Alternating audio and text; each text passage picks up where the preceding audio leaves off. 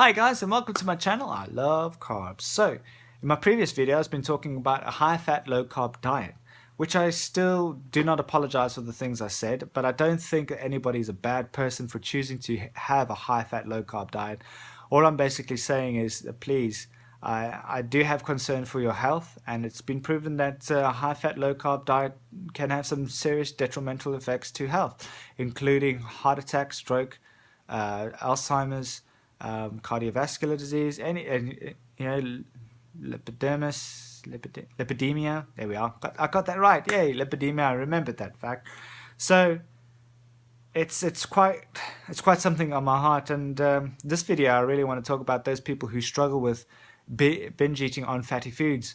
And so let's understand why do we choose to reach for the fatty foods? You know, when I was calorie restricting not so long ago, before I became vegan, before I became high carb low fat vegan, I was calorie restricting, and the only thing I could think about is having a nice pie, or having a nice, a big meaty meal of just like a chicken Kiev and or something like that. And I'd be quite contented just to say, so, you know what, stuff it. I've been really good to myself. I'm going to have a meal. And all my weight did was just yo, up and down in the same area. And I never really lost any weight. And that was quite, it was quite soul destroying. But if you understand why we binge eat, or why we binge on fatty foods, or why we crave fatty foods, should I say, is because somewhere during the course, before we start craving fatty foods, somewhere we are restricting our calories, we're restricting the daily recommended allowance. And that shouldn't be the case, because if your body gets satisfied with the right amount of glucose, which comes from carbohydrates, your body won't find the need to find it elsewhere. And here's a fact that 1 gram of fat contains 9 calories, 1 gram of carbohydrates contains 5 calories, and 1 gram of protein contains 4 calories.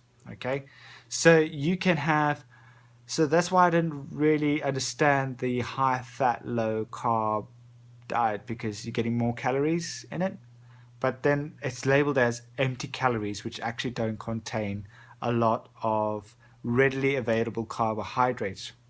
Okay, so what your body does, it stores that fat as fat. Simple. But we don't get readily available carbohydrates, which is what your body needs day in, day out. The World Health Organization says that you need 2,100 calories per day. If you don't get that, you are in a famine. Or if a whole country, if 20% of a population doesn't get 2,100 calories a day, that country's in a famine. All right, so your body begins to shut down. If you go any lower between 2,000 calories per day. And there are fad diets out there that recommend 1,600 calories per day, recommend 1,500 calories per day. I've seen some that were recommending 1,450 calories per day. These numbers are just insane. If you got to stick to that kind of diet, you got to turn into a nut job, and the only thing you got to think about every day, day in and day out, is eating fatty foods. All right. And the most common thing that people reach for is chocolate, because it's readily available. And then it's pies, and then it's chips, and then it's, milk and dairy products and cheese and things like that. Everything fatty they go for. Pizza being another big one. Sausages being also a huge one. So we tend to go for these fatty foods because our body is programmed to find the highest sources of calories, because we have tricked our body into believing that it is starving. And that's dangerous, because what we'll do then, we'll binge out on fatty foods, and the fat gets stored as fat to be used later. And it doesn't equate to you losing weight in the long term. Yes, you lose weight in the short term because you're starving your body, but as soon as you binge out and lose control, once you lose control, I'm telling you, there's no going back. Your body will just say, stuff it, I'm eating, I'm hungry. And you just gain. For the next couple of days, you'll eat so much food. And then what happens? You feel guilty about the stuff that you eat. So it doesn't work. It doesn't work. High fats, low carb diets don't work. Calorie restriction diets don't work. They'll only work if you are really, really, really strong-willed, and if you manage to refeed your body back to a certain point, you'll stay lean for a small amount of time, but eventually you'll just catch up. It'll just catch up, and you'll just blow out again. And that's the sad reality of it. So how do I cope? How do I cope with craving for fats? Basically, I don't need a coping mechanism. I don't need one. I don't need to say to myself, oh, I don't have any special mantra. I don't say anything special. I don't do something else to distract myself. I just don't crave fatty foods. And I'll tell you why.